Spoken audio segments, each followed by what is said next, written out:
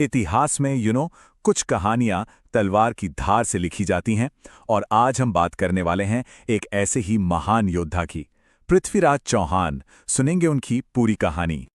चलिए, एक पल के लिए बस सोचते हैं।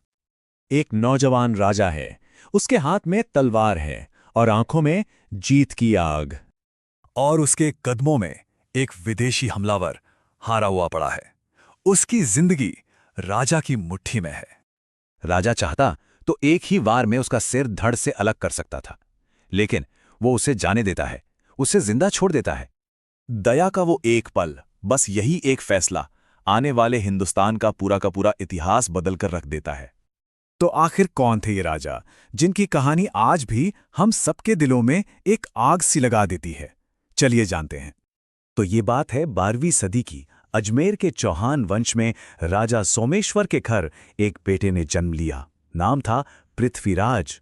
बचपन से ही उनकी बहादुरी के चर्चे दूर दूर तक थे और उनकी जनता उन्हें प्यार से शेर दिल राजा कहकर बुलाती थी। लेकिन उनकी सबसे बड़ी काबिलियत थी उनकी धनुष विद्या। कहा जाता है कि पृथ्वीराज ने वो कला सीख ली थी जिसमें आंखें बंद करके सिर्फ आवाज सुनकर निशाना लगाया जा सकता था। इस कला को कहते थे शब्दभेदी बाण। और पता है उम्र क्या थी उनकी? सिर्फ 11 साल। 11 साल की उम्र में उन्होंने अजमेर की राजगद्दी संभाल ली थी। सोचिए जरा, इतनी छोटी सी उम्र में कितना बड़ा साम्राज्य और कितनी बड़ी जिम्मेदारी। पर पृथ्वीराज की कहानी सिर्फ जंग के मैदानों तक ही सीमित नहीं थी। नहीं, उनकी प्रेम कहानी भी उतनी ही साहसी और दिलचस्प थी। कन्नौज की राजकुमारी थी संयोगिता। उनके पिता जयचंद ने स्वयंवर रखा। उन्होंने पृथ्वीराज को नीचा दिखाने के लिए उन्हें बुलाया तो नहीं, बल्कि उनकी एक मूर्ति बनवाई और उसे दरवाजे पर एक द्वारपाल की तरह खड़ा कर दिया। लेकिन जब संयोगिता ने वरमाला किसी राजा को नहीं, बल्कि उसी मूर्ति के गले में डाल दी, ठीक तभी अचानक असली पृथ्वीराज घोड़े पर आए, संयोगिता को उठाया और भरी सभा के सामने से लेकर चले गए। इसे इतिहास का सबसे साहसी प्रेम अपहरण कहा जाता है। लेकिन जहां प्रेम था वहीं दुश्मनी भी तो बढ़ रही थी। और अब कहानी उस मोड़ पर आती है जहां बस एक फैसले ने सब कुछ बदल दिया। साल था 1191, तराइन का पहला युद्ध। मोहम्मद गौरी एक बहुत बड़ी सेना लेकर आया, लेकिन पृथ्वीराज की राजपूती रणनीति के आगे टिक नहीं पाया। गौरी बुरी तरह घायल हुआ और उसे बंदी बना लिया गया। पृथ्वीराज चाहते तो उसे वहीं खत्म कर सकते थे, पर उन्होंने उसे जिंदा छोड़ दिया।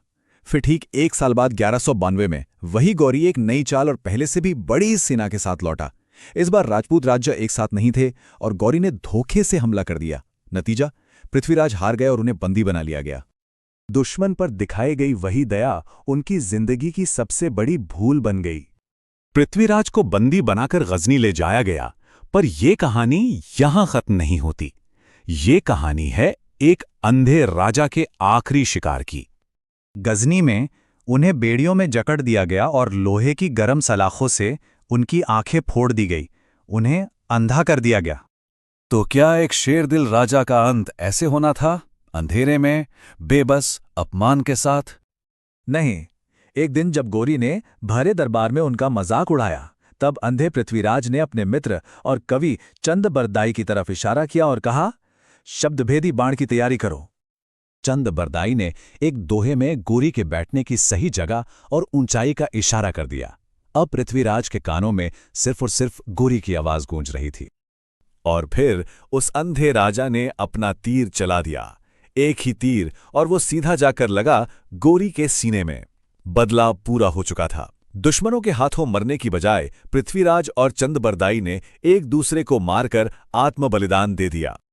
पृथ्वीराज चौहान सिर्फ एक राजा नहीं थे, वो वीरता, प्रेम और सम्मान की एक जीती जागती मिसाल थे। लेकिन उनकी कहानी हमें एक कड़वा सबक भी सिखाती है।